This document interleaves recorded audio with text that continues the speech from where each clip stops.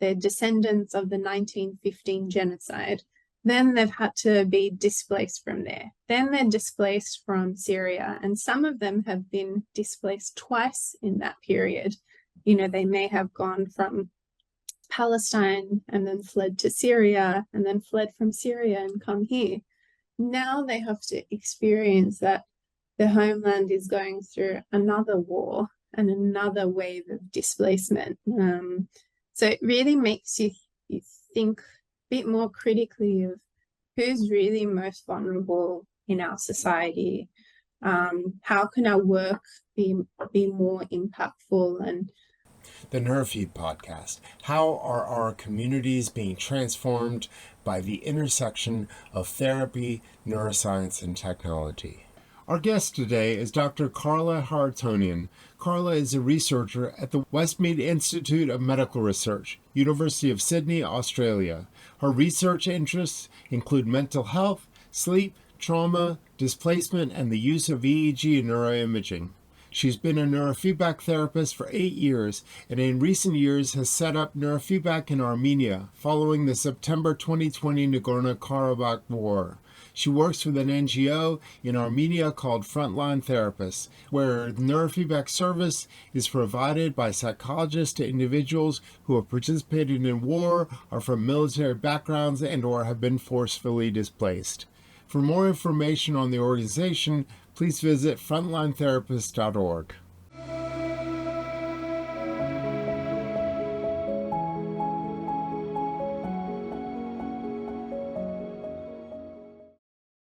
So thank you for coming and joining me for this session, for this interview.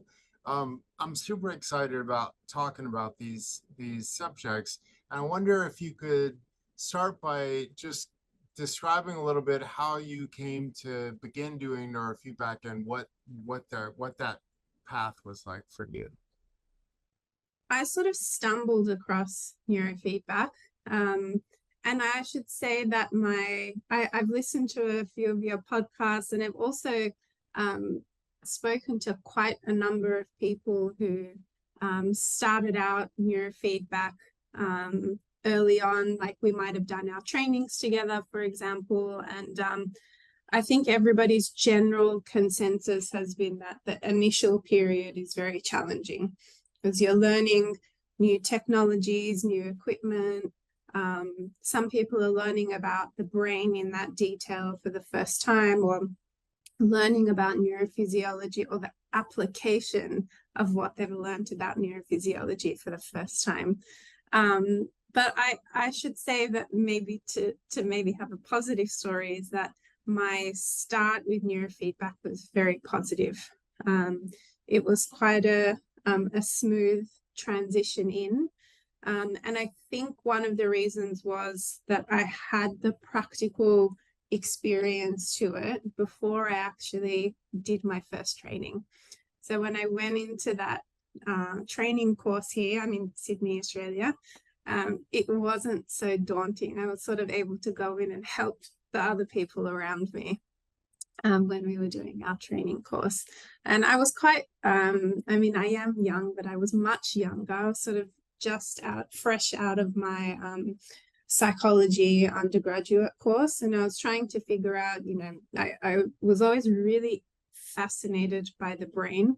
So I was interested in people, but probably about my first year into that psychology degree, I said, no, the brain is where I'm interested, and that kind of cognitive neuroscience aspect too. And I thought, you know, there has to be a way that these two worlds combine, where the behavioral psychology and the neuroscience, and there has to be a point. I mean, this is like 10 years ago, where translational neuroscience still wasn't that big as it is now. I feel like in the last at least 5 years, it's really exploded. So yeah, I sort of thought at that point in time, there has to be an axis where these two things meet.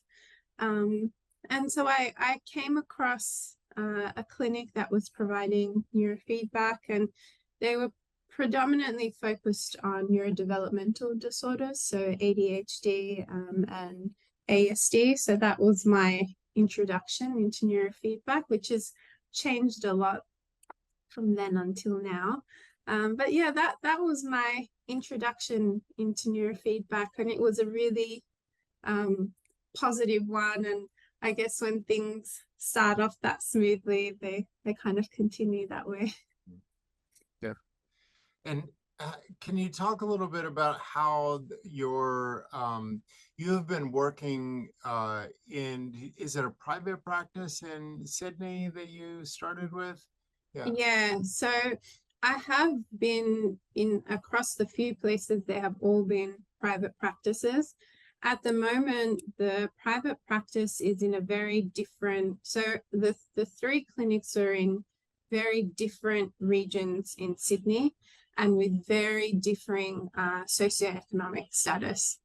And the clinic now that I work in is predominantly with culturally and linguistically diverse clients. So a very, the region in Sydney is very diverse, both in terms of nationality, both in terms of religion. So you get to see a very different perspective of, you know, all the things that you've learned in your trainings, and, you know, even the experience you've had is totally sort of flipped on its head. The language that you use to even describe to clients, what is neurofeedback? And what am I about to do? And, you know, what's okay in terms of touching and what's not, and how do I best describe that? So yeah, it's been really interesting, even though they have all been private practices. This is particularly different. Thank you. And then at some stage, well,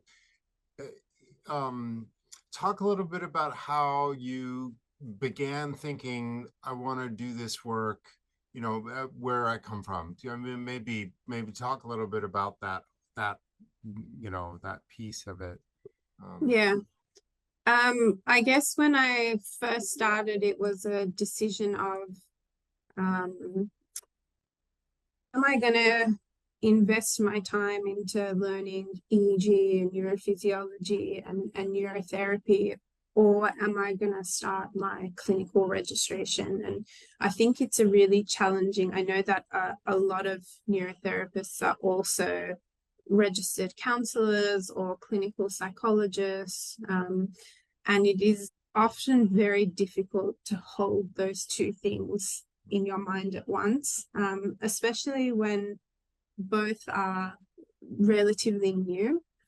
And I think for more experienced clinicians, they might be running their own private practice or running their own lab, for example, and then you have to learn something that's so so beautifully complex, and it really takes time. So I really made that decision that the clinical registration would go on hold until I mastered this to its full capacity, while I sort of had the brain space to do so. And also simultaneously start my PhD in the area of neurophysiology to sort of help better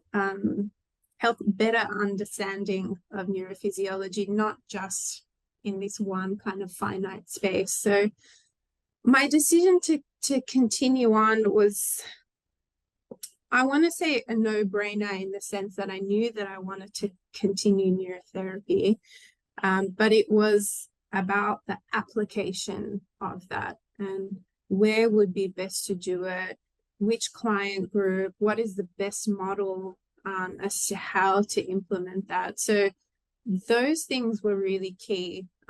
After my first year at a private practice, that's when I started to think, what do I really want out of this and who can really benefit from it? So keeping in mind that at that point, I didn't have my clinical registration, but I knew that I had a really strong understanding of the brain, and I was already going down the neuroscience path, and that was going to continue to grow. And so I searched for a strong multidisciplinary clinical team.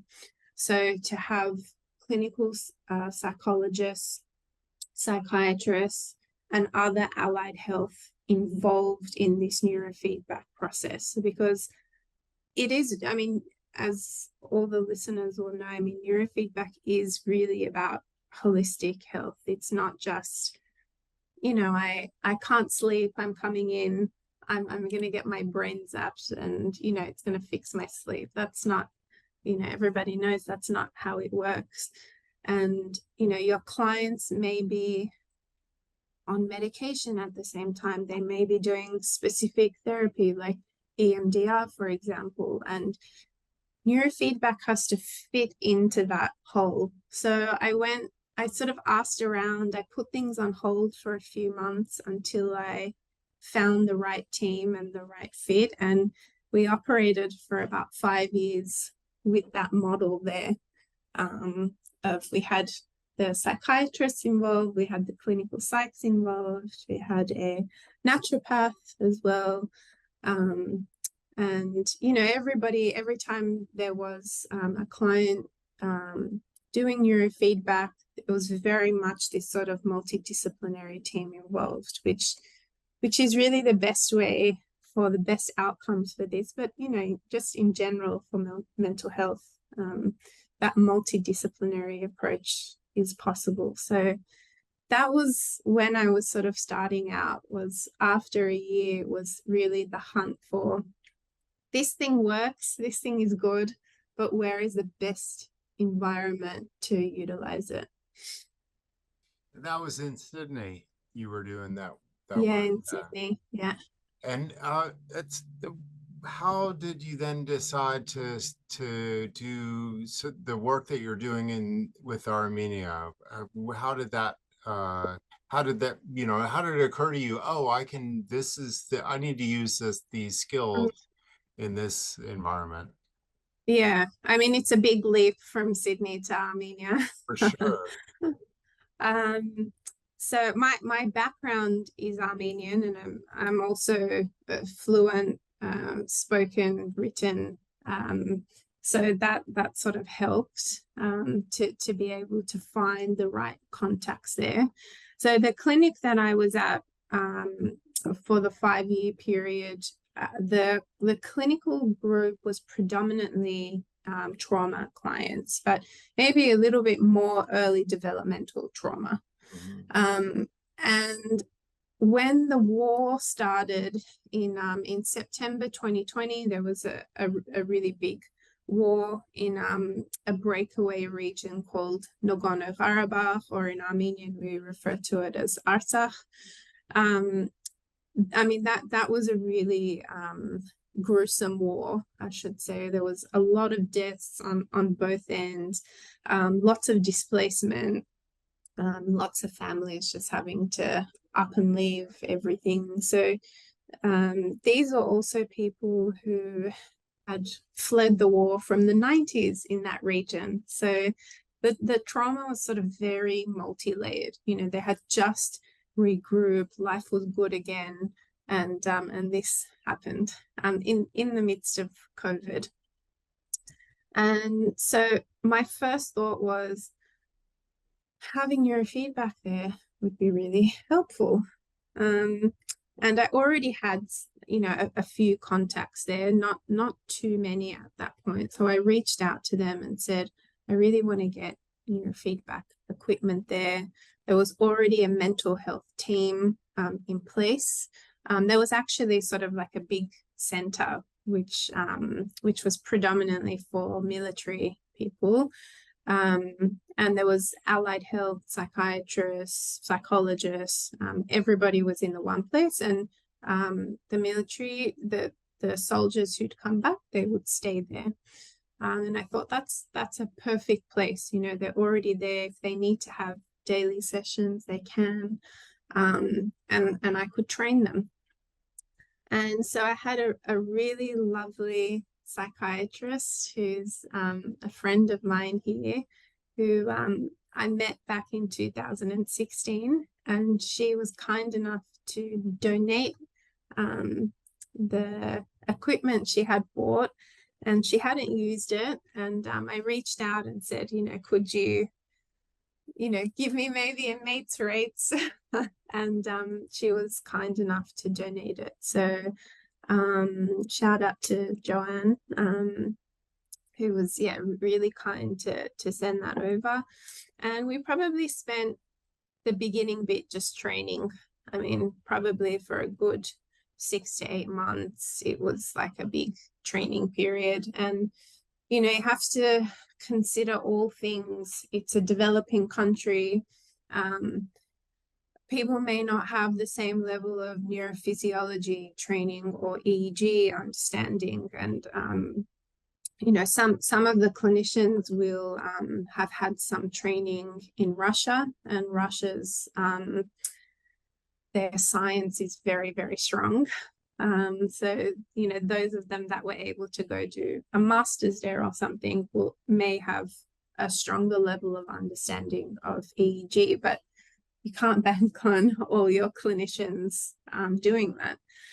And then there's war, and your clinicians also have PTSD, so it's a really like a vicious cycle, and all the things that you've learned in this kind of well-developed rules-based country kind of just goes out the door. And you really need to use your intuition and really understand the cultural nuances when you're taking an equipment like this, which we are the only group in Armenia that provides neurofeedback, so it's very new. We had another person from the US at the same time send over ＨRV biofeedback, which was really fantastic, because the clinicians, as they were learning about ＨRV biofeedback, which is not as complex, were already understanding, oh, well, if that's the theory for ＨRV biofeedback, well, neurofeedback, they were able to draw on those similarities. So actually that was a huge help, and was just coincidence that happened. So yeah, we sent that over to Armenia, and it was a long period of training. Now it's at a NGO called Frontline Therapists, which started in September 2020, just as the war started then, and we've had sort of multiple invasions since, but it's been tricky. It's been a long road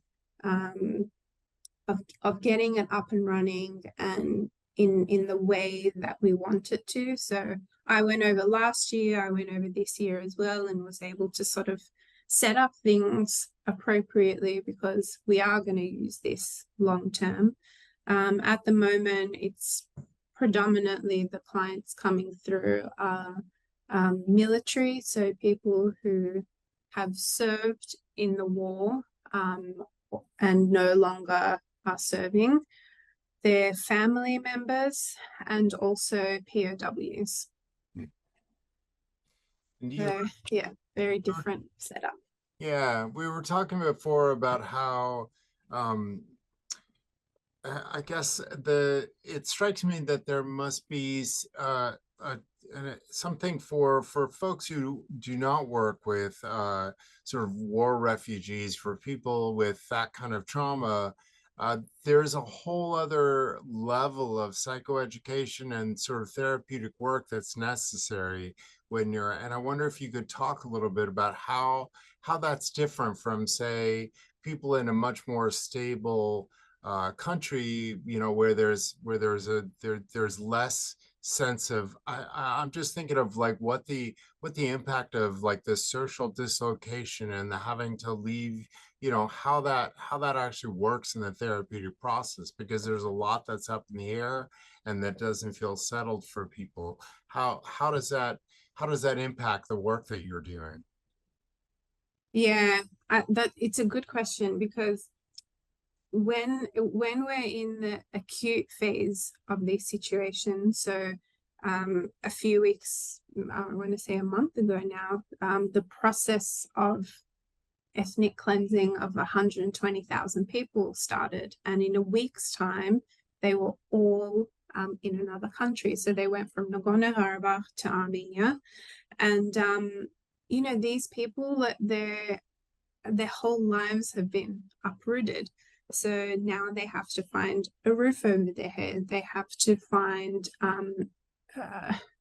school for their kids. They have to get appropriate medical, you know, where's the closest hospital. A lot of them were coming injured as well, and you know, various issues. They have to find work, and you know, they don't have money. And another really big thing is a lot of them didn't have citizenship for Armenia. So who am I and where do I belong now? I have no kind of I don't belong to any country. So there's that whole stress as well. Where am I going to go? Can I actually live in Armenia? You know, we might have about 20% of people leave. They might go to France, or they may go to Russia. You know, they might go somewhere else, because it is sort of the reminder of being in Armenia is so close to their home that is also really traumatic. And then there's the fear of being there, of, well, we might get invaded again. Let me go really far away if I can.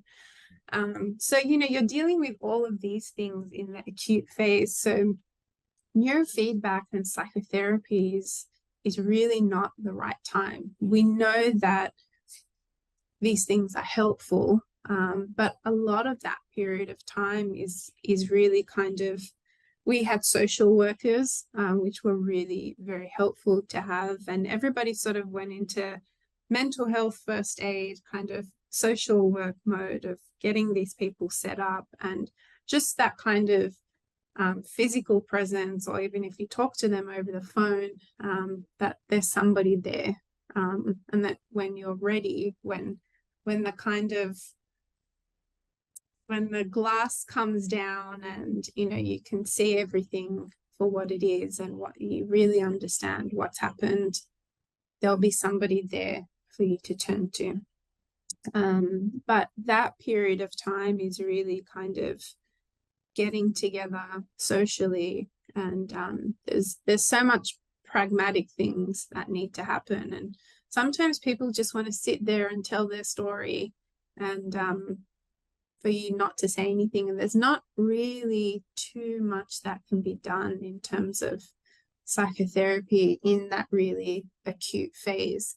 But without that kind of social cohesion and that kind of imminent support, you won't ever really get to that psychotherapy stage for many, because they continue to stay very isolated, which is the last thing that we want.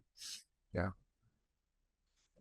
Can you talk a little bit, has doing this work, going back to Armenia and doing this work, has it changed your own, you know, view of like what your work in the world is, what it is that you want to be doing?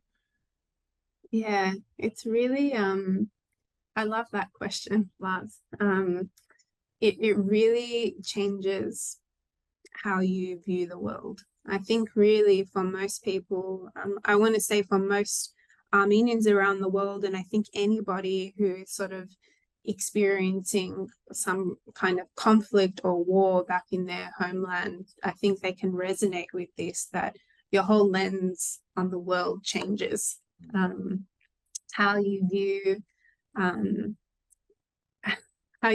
governments, how you view humanitarian organizations, some towards, you know, you view them better, some you view worse.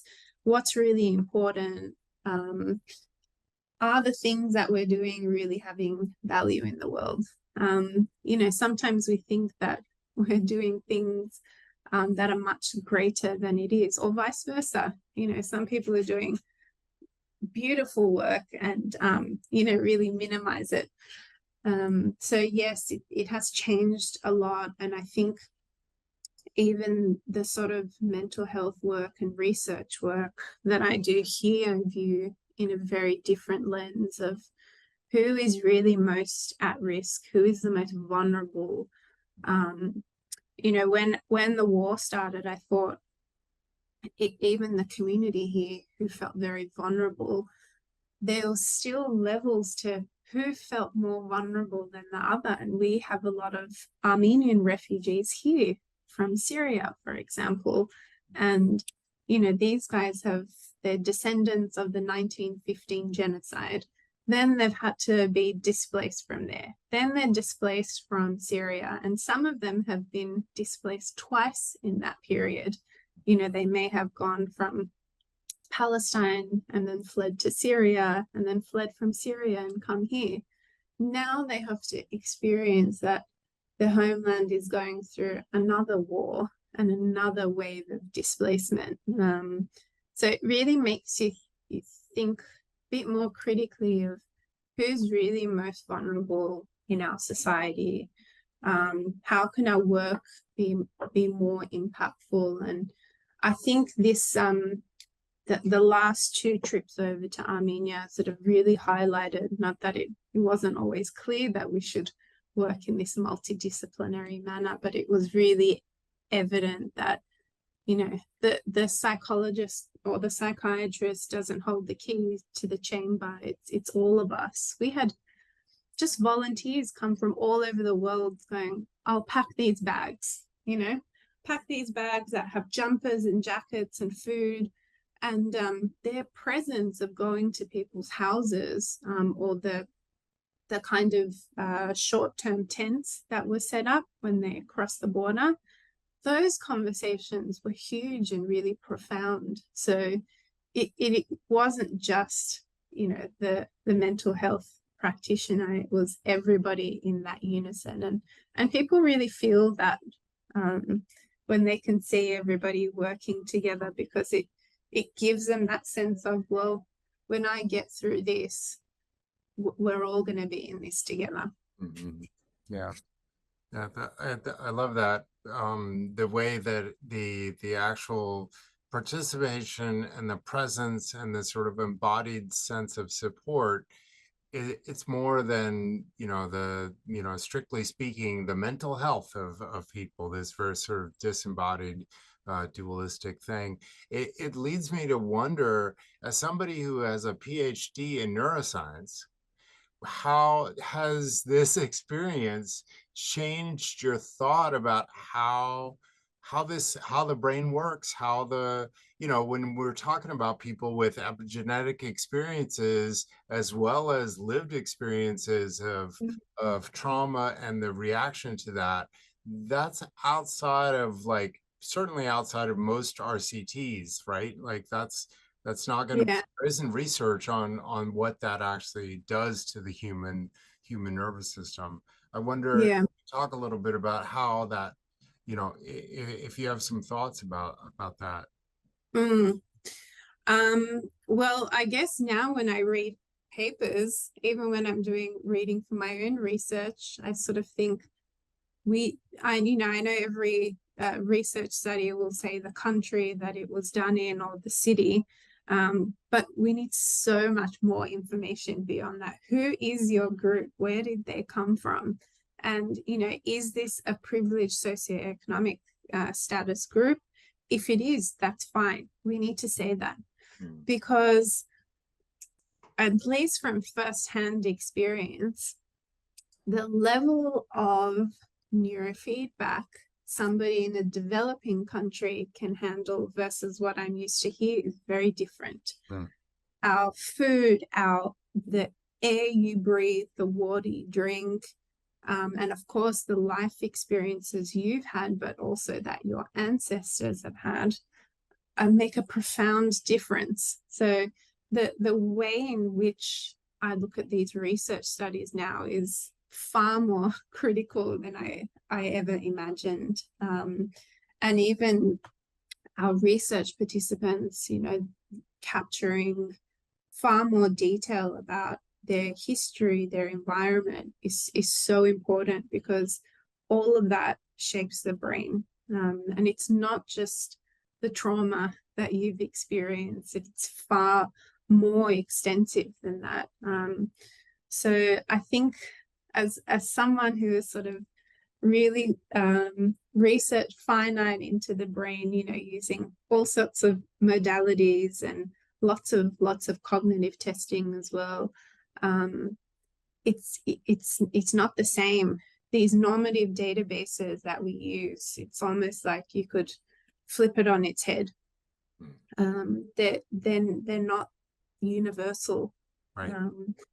And I think that's probably one of the biggest criticisms that I have of the neuroscience space at the moment is we're looking at brain function and the way that we interpret it as a universal thing, but it's not. And I mean, we don't have all the evidence to say that as 100% matter of fact that they are acutely different. So this is really a space that I think we need to delve in more as to let's look at the brain and neurophysiology and, you know, looking at things like epigenetics as well across multiple different countries. And we can really see at that point that they're not universal things. Great. That's great. This idea of a default. There's a default brain. Yeah. Yeah. And the other thought that or the sort of area that I'm curious about for you doing this work, you know, the world that we live in requires it's apparently, I come to find out in my 50s that it's not enough to simply want to do good things in the world. There is this need perennially to pay the bills, and we have a career and so on. So I wonder if you could talk a little bit about, like, what does it look like for you know, for example, getting funding for the work in Armenia, or funding for the clinical work that you're doing in Sydney? Like, how do you balance those things? Because it seems like a challenge for folks, especially who are working in, like, for, you know, if folks are on the receiving end of trauma and displacement and whatever, people are not lining up around the block to provide resources for those things. There's a whole bunch of work that's necessary. I wonder if you could talk about that a little bit. Yeah, I mean that's always the most difficult thing, and there has to be an innate want, not just you know, if I do this I'll feel better. There's a certain amount of humility that you need to embody and accept, and you need to take on the work with, if I never ever get thanks until the day I die, I'm okay with that. And so there has to be that there, or else you'll feel really bitter and feel worse by the end of it. And I have to say, I have watched a lot of, you know, for people who are doing volunteer work, go through that process of, you know, I did all this work and I didn't even get thanks. And it needs to come from a place of complete selfishness and humility that, you know, maybe you'll never ever get that thanks, but I think once you see the positive outcomes, that is the biggest thanks of all. In terms of balancing things, I have to preface with, I don't have children, so I think a lot of people might be thinking that, well, don't have little children to run around after, which, you know, it makes things obviously very far more challenging. I think in terms of the work here, I mean, I predominantly do clinical research, and I have 1 day a week now that I'm doing neurofeedback privately. And I've trained another clinician that we work together. They do that on other days. So there's, I guess in saying that, there's a fair bit of preparation and organization that needs to happen before you get to the point where you can take on these things that are somewhat connected, but not, I guess, on institution level connected. So I spent a while training another clinician so that I could do neurofeedback once a week and they could see the clients during the week. And in terms of volunteer work, again, that was a few years of, I mean, especially if you're intending on doing any work in any developing country, and you know, this is not specific to Armenia, developing countries, you know, they don't have the same rules and regulations that we're used to. It's, I know this person and I know that person. And, you know, you still do your best to be a model and be an example for, you know, respecting the order and rules and regulations. And you try to do that as much as possible. But, you know, it is about building connections. And the other thing about developing countries is more often than not, they've been through war, displacement, you know, really tragic things. And so there is this fear of outside people. Who are you and what do you want in my country? And why are you helping me? What are you doing here? So there's a level of suspicion that, you know, we may not be used to in these countries, and we need to work in that model and accept that things move slower.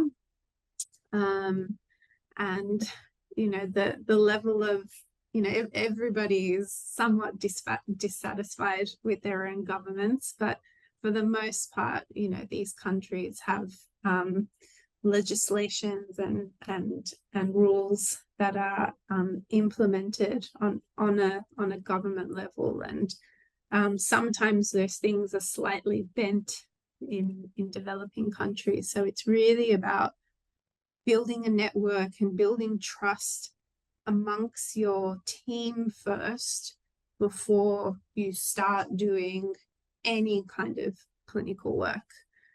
So before that neurofeedback equipment got into proper full use, it was really about gaining the trust of clinicians and other mental health workers and anybody in the kind of volunteer space as well that was on the ground there, and really immersing yourself in their lives and you know, the day-to-day work before even doing anything with clients, because then it's a mess and the clients feel it.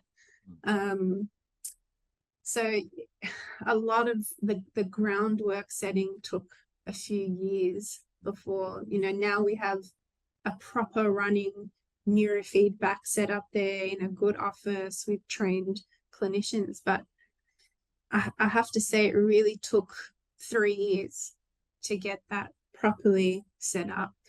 In terms of balance, now we have, like, you know, 2 fixed nights a week that I remote in with them. You know, we might do a brain map, or we might have, you know, a more tricky client that I need to be there for the therapy session itself.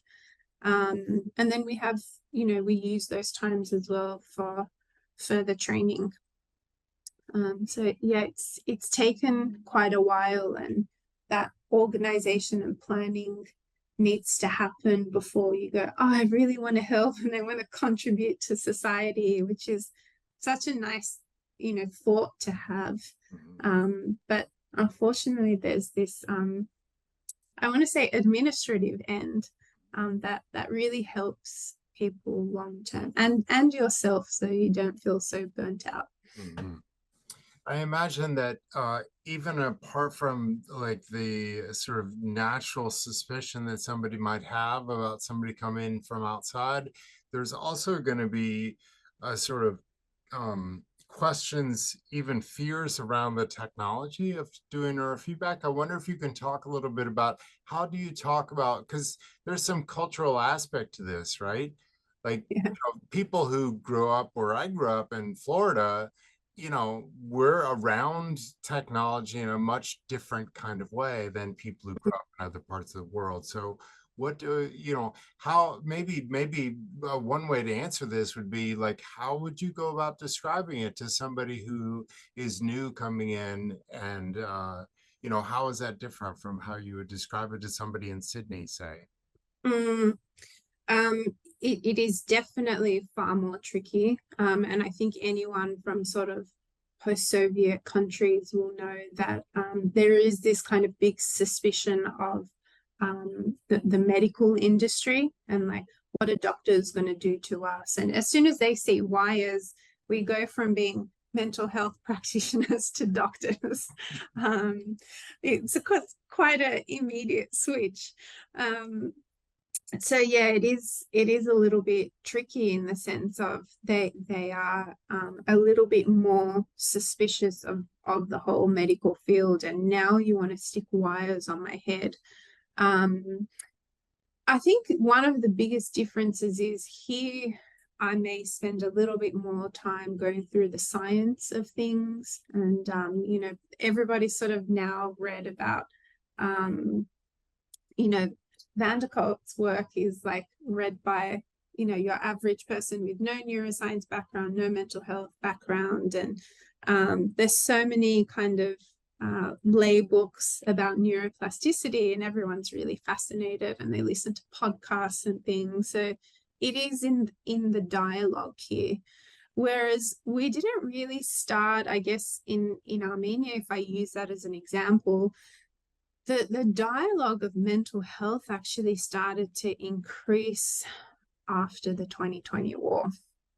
And I was very surprised and I guess proud of people there, both from the military, but also, you know, their families and everyday people who were seeking mental health support. So that was a shock. But a pleasant shock, I should say, under dire situations.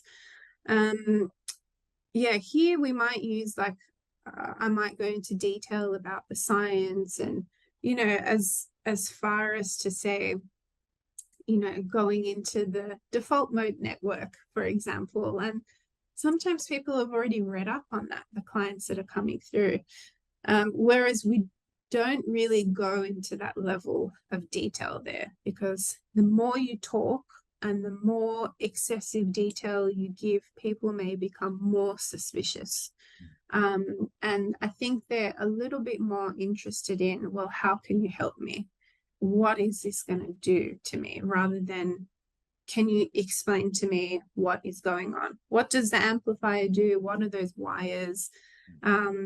You know, the best comparison that we can do, which puts people at ease, is especially military staff have all had, you know, you have, I said, you know, as if you should know this, but every few months in the military, they have to get a medical checkup. And one of the things that they do is have an ECG. And so it's sort of an easy comparison to say, well, if we check your heart rate, it's a similar process of looking at your brain waves. And it really comes back to that trust in the therapeutic relationship again, which is so important. I mean, it's always so important, but it's so important there because they go, okay, well, I trust you. You know, I trust that, you know, you have the best intentions. And there's a little bit more of that in developing countries than here of, okay, I trust you. And there's a little bit of a bit more of a closeness that happens in those countries in the therapeutic relationship than here, which is for many reasons, cultural reasons, demographic reasons. Yeah, so it I guess there's a level of detail that isn't needed as much there, which can actually work to your disadvantage. So I think the ECG is a nice, you know, having those types of metaphors, but also just describing a bit more in detail what you might expect to feel. and also reassuring the clients that if you feel nothing, that's okay. There's nothing wrong with you. So there's a little bit more of an emphasis on not the kind of technological aspects of it, but what they might anticipate to feel. Because without war, even, let's say none of these invasions happened over the last few years, people in developing countries, their day-to-day lives, not for everybody, but if we take as a comparison to these, to, you know, the countries we live in, you're getting to and from work, you're paying your bills, and, you know, you're making sure that there's food on the table. Life is not as simple.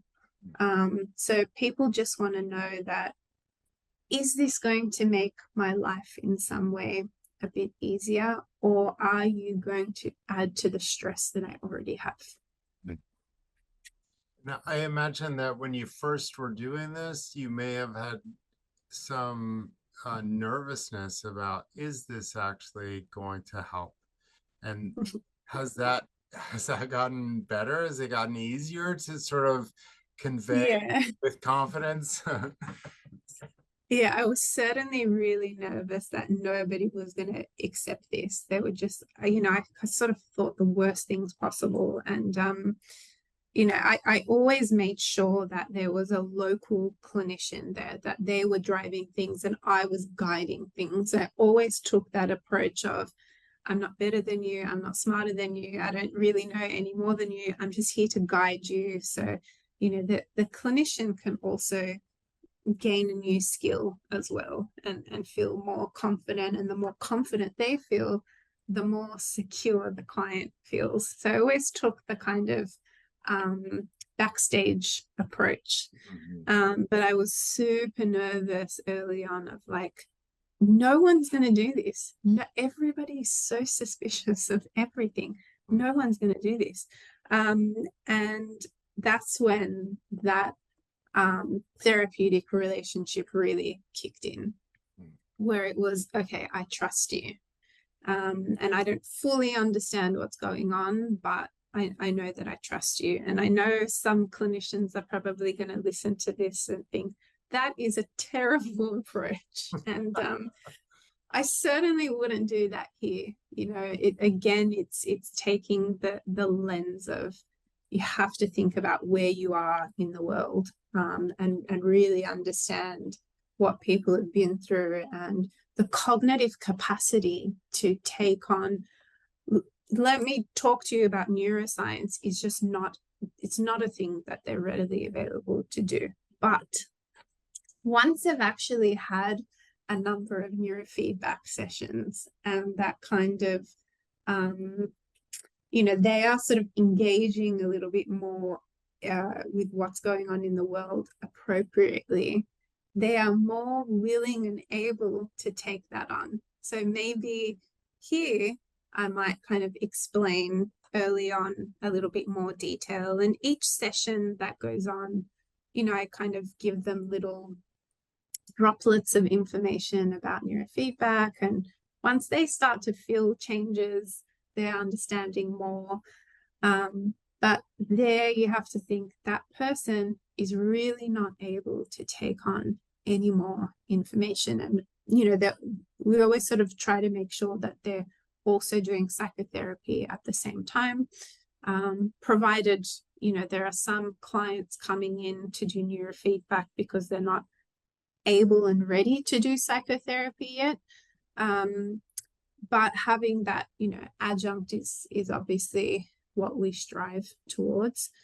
But then they're just not ready to take on that much information. So that therapeutic relationship and that trust is so important. And until they always do come to a point in time that I'm really curious to know a little bit more, or, you know, if they get to the point where they tell a family member or friend, and, you know, I want to explain it to them, and then we think, hallelujah. Right. That's so cool, because It seems to me that you're talking about not, it's almost a multi-dimensional kind of aspect to the therapeutic relationship, because what you're talking about is sort of the cultural context that all happens in, that the way the person understands the therapy, the way they think about neurofeedback, the way that they think about strangers that want to help them, those things are all culturally based in terms of how that sits for them. Mm. It makes me wonder, are there things that when as you're talking about this work with, say, somebody that you meet that you don't know, what are some of the things, like, is there something that you would say that you would really like for clinicians who hear about this work, that you'd like for them to understand?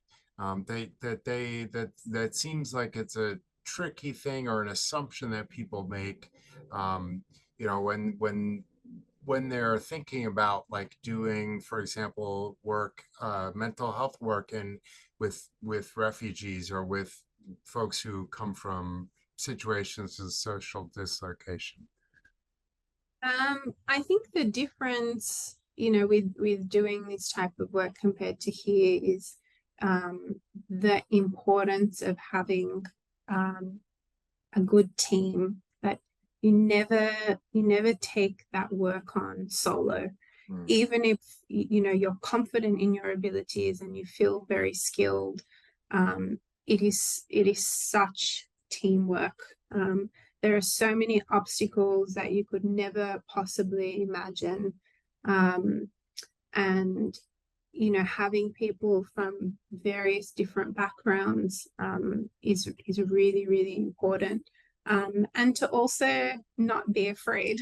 And I was really nervous when I first started. I sort of thought this could be an absolute bust, and I'm gonna be humiliated in my own homeland.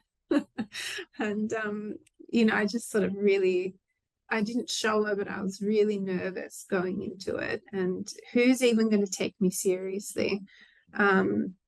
But I think if you go in with that approach of, okay, I'm going to find a team, and it's going to take a while, and things do move slowly.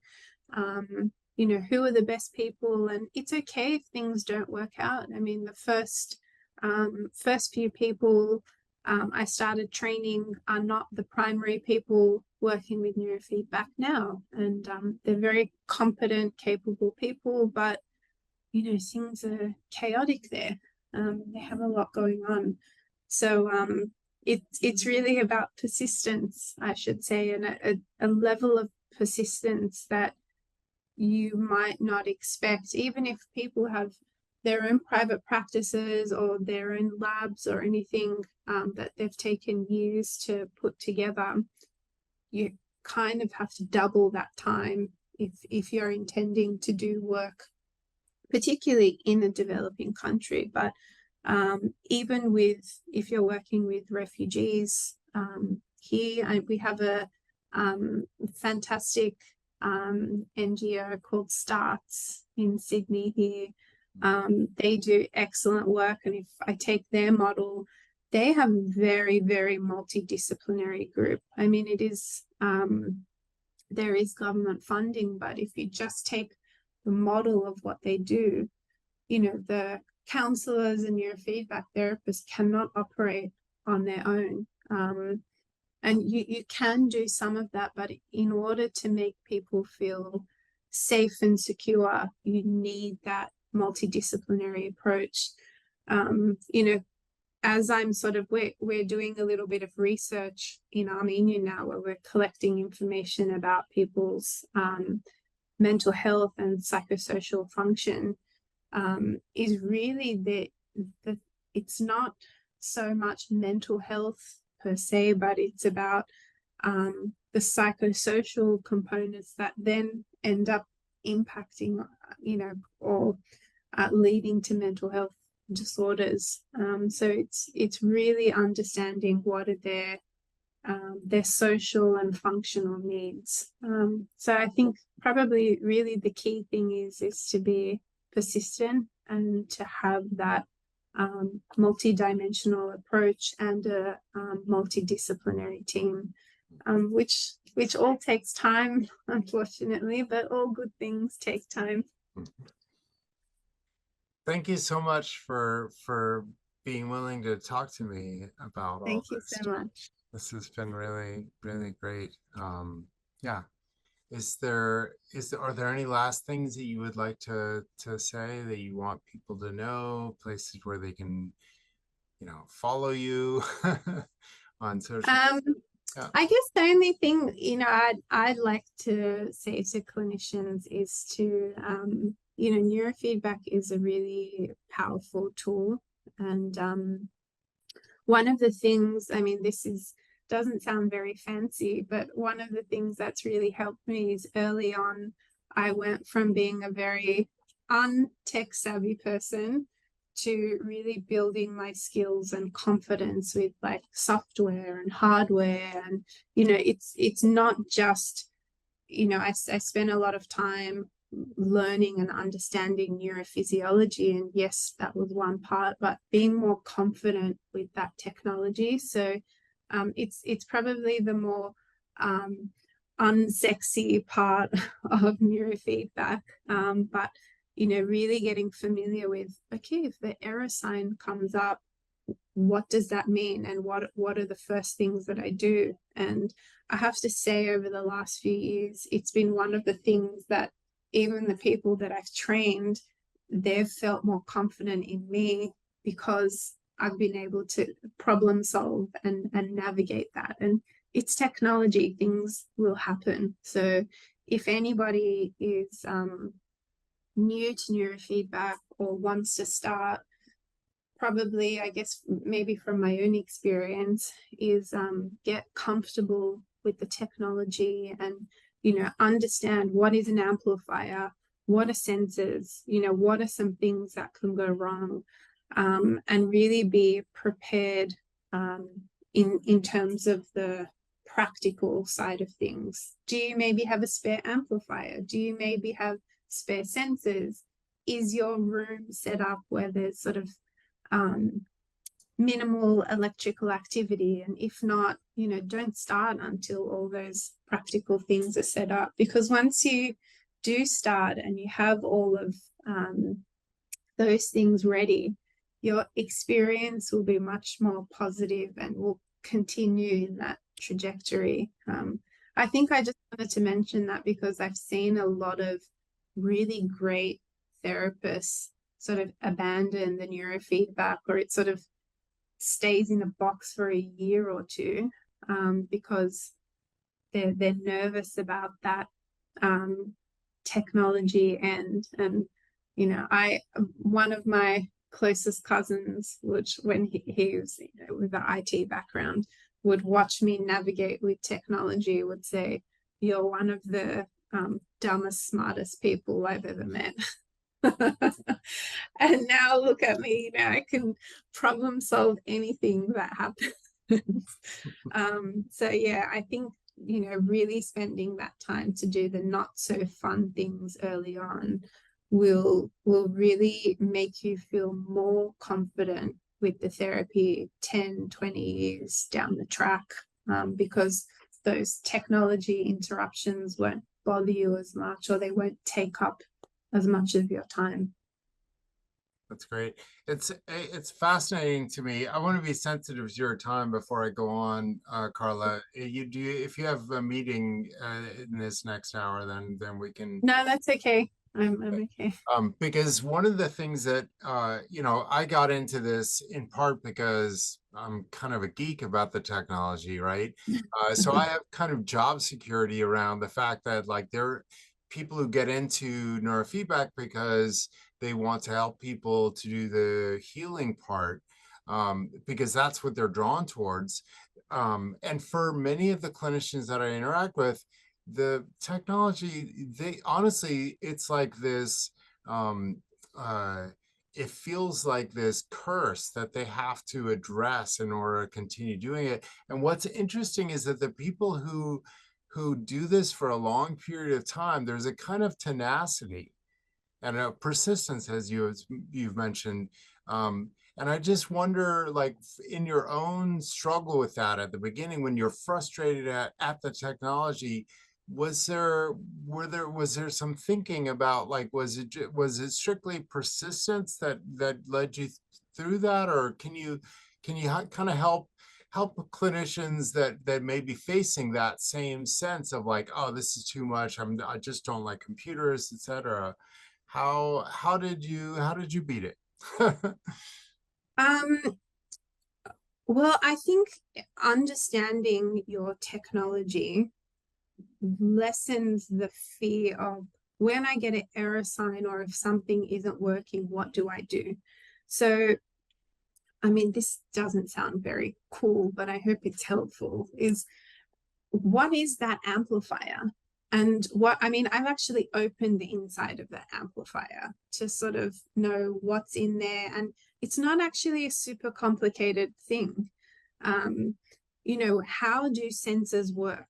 You know, and, you know, how do sensors work means a better understanding of how you take care of your senses. If once you understand how these things communicate with one another, and one of the things that I can say is, like, go onto the 𝙏𝗏𝗄𝗏 website and look through. I know everybody doesn't have spare time, but you know, what do those error messages mean? If there's no signal, for example, if you see something that comes up with no signal, instead of panicking, okay, let's just go through rationally, what are all the possible things that could lead to no signal? And I think people jump to the worst conclusions, particularly when there's a client sitting in front of you and you're like, I've got 5 minutes to figure this out.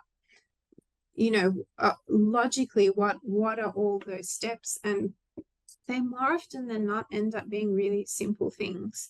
And I say have spare sensors or a spare amplifier around for that reason, which is you can just double check in that moment. You swap your sensors or you swap your amplifier, and then you can see what your problem is in that moment. So I think just, you know, if we jump on the 𝙏𝗏𝗄𝗏 website to look at some of, you know, what are certain error messages and what do they mean, and look at the most standard ones that can happen, and understanding what is an amplifier. And I think people can go like 10 years into doing neurofeedback and not fully understanding what that is. And, you know, how does the function of the software work? You know, just getting a better understanding of their algorithms, you know. And I don't have an IT background. And like I said, I was sort of ridiculed in my early 20s for being so tech illiterate. And, you know, I'm still not, I don't have an IT or engineering background to really understand software and hardware in that detail. But, you know, the things that you're provided with for neurofeedback, at least, are not that complex. I mean, if you're able to, you know, be in the mental health space, then, you know, I think you're confident enough. And, you know, everybody's level of being able to get the depths of the technology is going to be different. But I think just understanding the technology, the hardware that you're working with, at least, will ease your mind. And yeah, and have a look at what some of those error signs might be, because more often than not, it's not going to be about replacing things, and maybe even creating a list of what are your standard issues that can happen. You know, your amplifier doesn't have a battery, for example, if you're using that kind of amplifier, and, you know, just be a little bit prepared for that. So, you know, usually issues are going to happen when the client is sitting right in front of you and maybe you've taken a long time to put on the sensors. You know, it's always in that scenario. So yeah, I think really spending that time to go through, there's a lot provided, and You know, whenever I've had to make contact, you know, I get a response straight away. So, you know, if you're not sure, reach out, and, you know, get comfortable with error messages. I think if you'll permit me to ask another couple of questions, because one of the things that also in experience with clinicians that I hear people feel intimidated by is the neuroscience, is the like what, you know, because neurofeedback is very much, particularly the way that eager clinicians approach it, it's very much about how the brain is responding. You know, there's questions about frequencies and site placements and those kinds of things. And I wonder if you could talk a little bit about how you have approached that.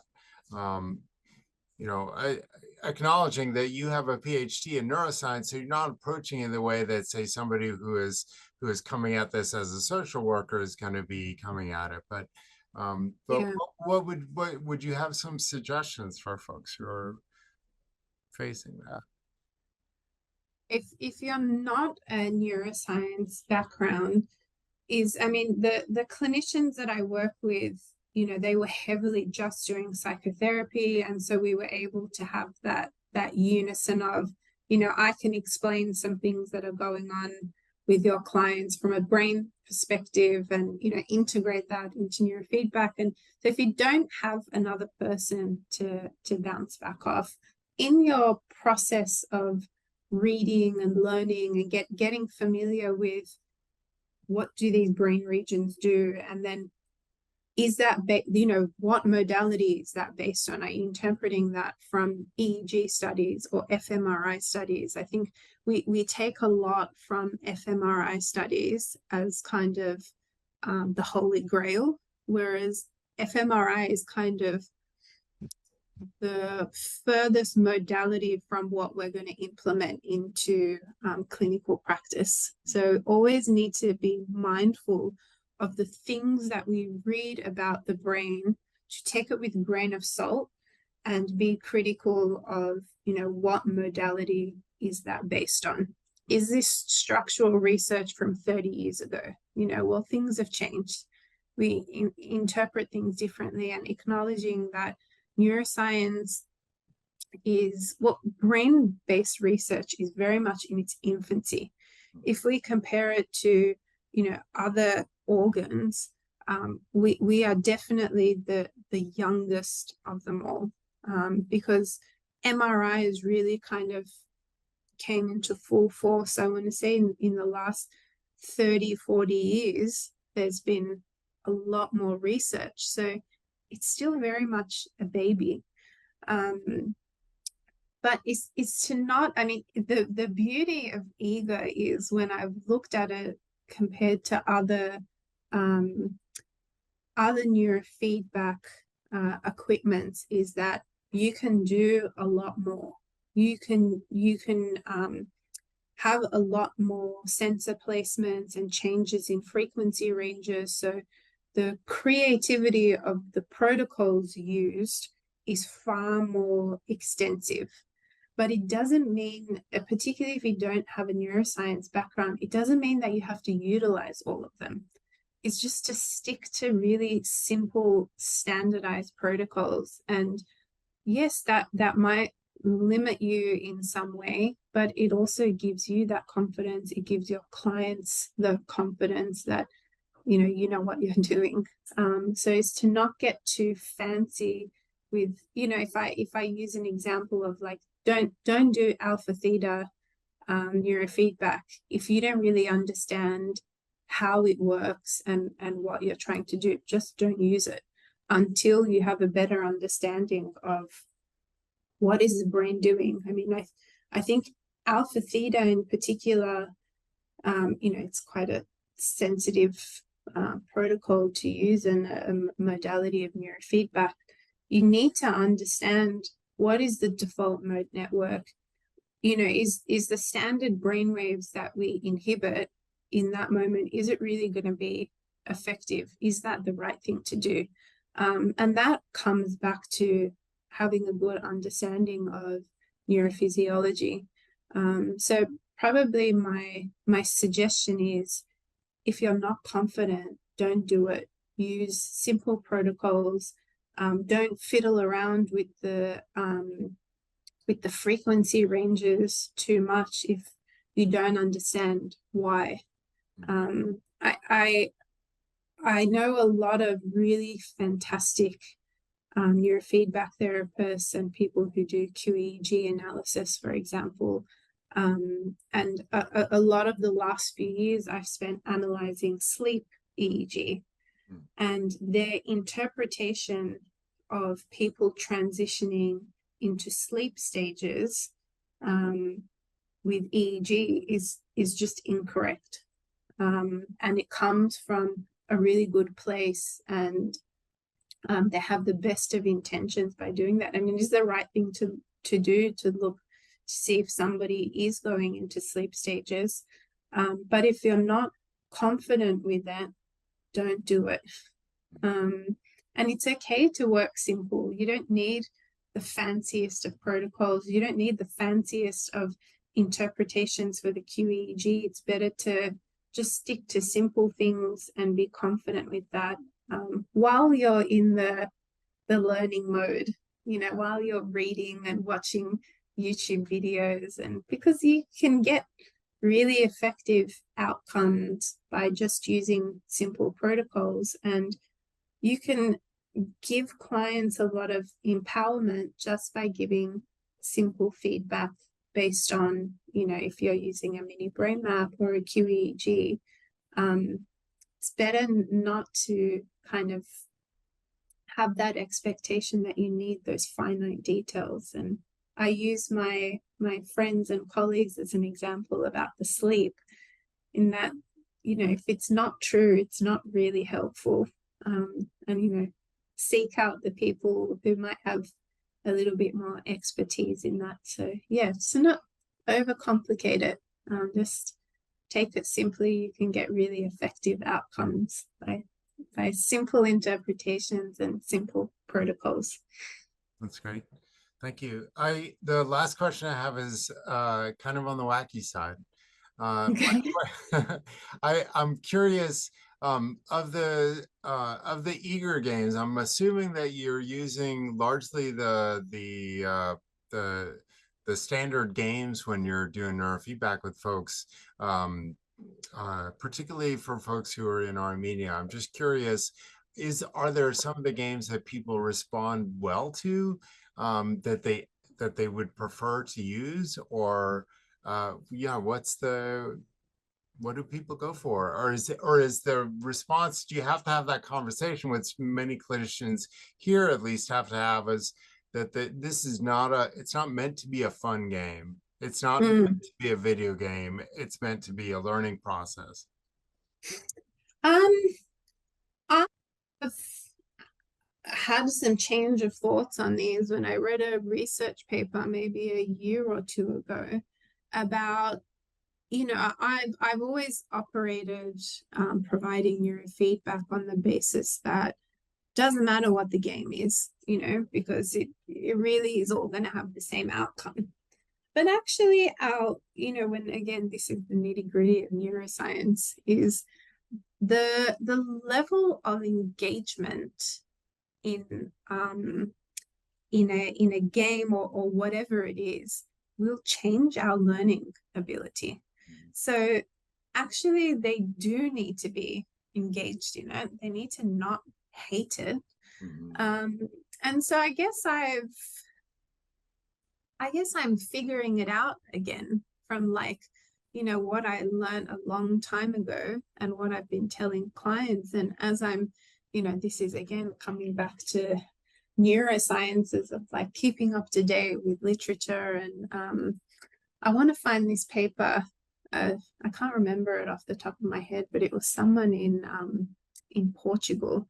And then they wrote about neurofeedback games specifically, of, you know, the engagement in the game or the video is going to impact learning. So I guess since then, and in my quest of reading, I've tried to make sure to to pick games that the client likes. And if they are getting bored halfway through, to let me know, and we'll switch to a different game. Right. And now I'm sort of looking at, okay, maybe we need to consider like purchasing other games, and so they have that consistent variety. Is it going to be the deal breaker of whether neurofeedback works or not? I don't think so.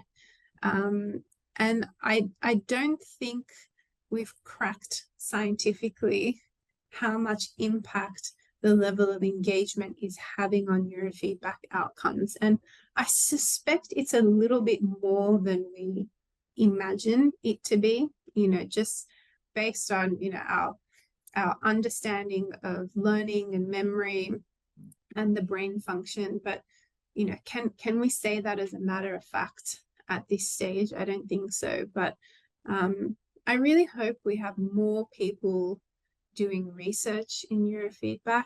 And it's probably, and I know I come from a research background, and I'm saying this, and everybody will feel differently. Some people say it works, so what? But it's harder to, especially in countries like Australia, where this is a very conservative country in terms of like what gets approved in allied health or in medicine. Our work is very dependent on those research studies. And, being able to, for rebate, for example, unless we have more stringent research studies, we're always sort of handcuffed to a certain extent. So yeah, having that kind of, I know I kind of diverged a little bit from your question. That's awesome.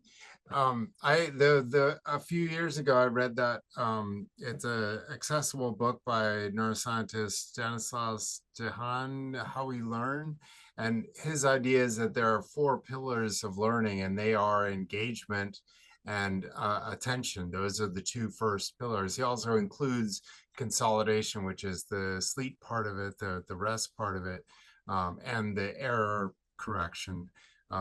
But clearly engagement is part of the thing. And even on a non, outside of this sort of conscious realm of like, voluntary paying, besides attention, just engagement, even on an unconscious level, seems like it plays a role. Yeah. I like that. Yeah. Thanks for watching.